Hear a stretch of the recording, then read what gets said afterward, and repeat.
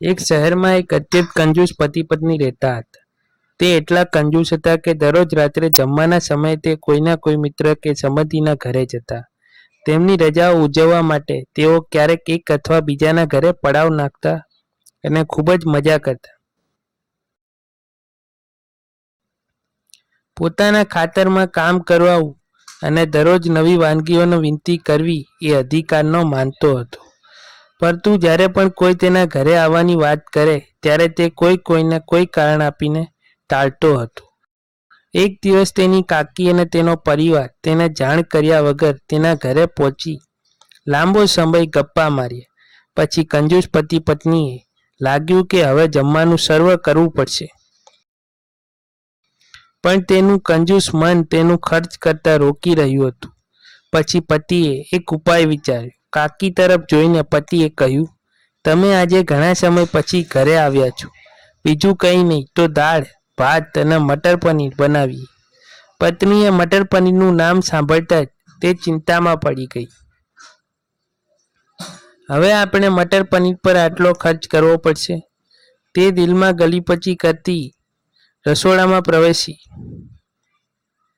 તેના પતિ પર પાછળ આવ્યા અને તેમનો પ્લાન જણાવવામાં લાગ્યા.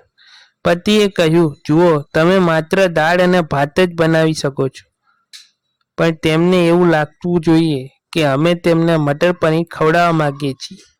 જ્યારે પત્નીએ સમજ ન પડી ત્યારે તેણે પૂછ્યું કે આપણે દાળ ભાત પીરસશું અને તે વિચારશે કે આપણે તેને મટર પનીર ખવડાવવા માંગીએ છીએ. પછી પતિએ રસોડામાં જઈને દાળ ભાત તૈયાર કરવાનો પોતાનો પ્લાન જણાવ્યો. જ્યારે તે તૈયાર થાય ત્યારે મને ફોન કર કે ભોજન તૈયાર છે અને ટેબલ પર પ્લેટો સેટ કરો.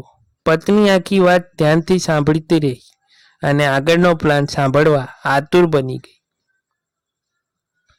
પછી પતિએ તેનો ખરો પ્લાન જણાવ્યો. પતિએ કહ્યું કે જ્યારે હું થાળી ગોઠવી લઉં ત્યારે તું ખાલી રસોડામાં ફ્લોર પર મૂકી દેજે.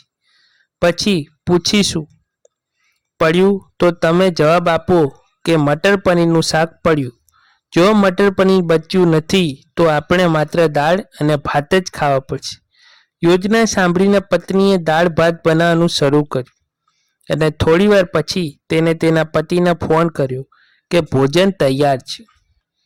મહેરબાની કરીને ટેબલ પર પ્લેટ મૂકો.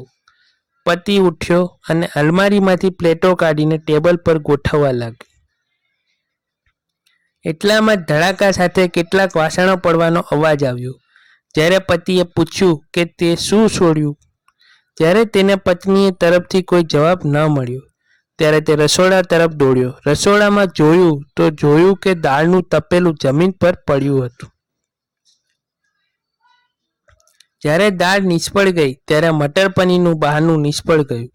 પછી પતિએ ખૂબ જ દુઃખી હૃદયે બજારમાંથી દાળ અને મટર પનીર લાવીને કાકી અને તેના પરિવારને પીરસવું પડ્યું. તેમની કંજૂસતાને લીધે તેમને બમણા ભાવે લેવું પડ્યું. પૈસા બચાવવા ગયા હતા અને બજારમાંથી બમણા ભાવે ખાવાનું મગાવીને મહેમાનોને ખવડાવવું પડ્યું. આ વિડીયો ગમ્યો હોય તો લાઇક, શેર, સબસ્ક્રાઈબ જરૂરથી કરજો.